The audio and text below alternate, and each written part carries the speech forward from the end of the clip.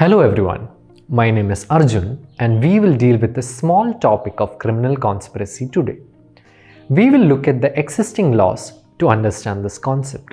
Section 120A of IPC.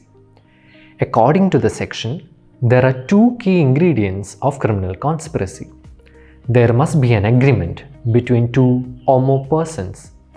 The agreement should be for doing an illegal act or for doing a legal act by illegal means. Let us take a look at an important case law regarding this.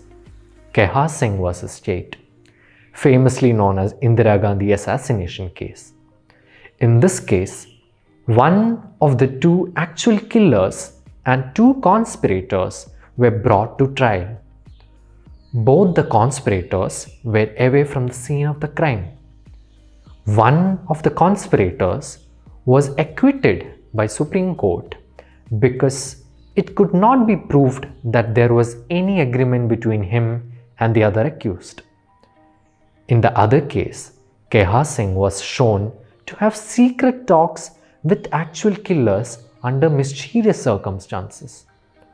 Now, we have section 120B, which deals with punishment of criminal conspiracy.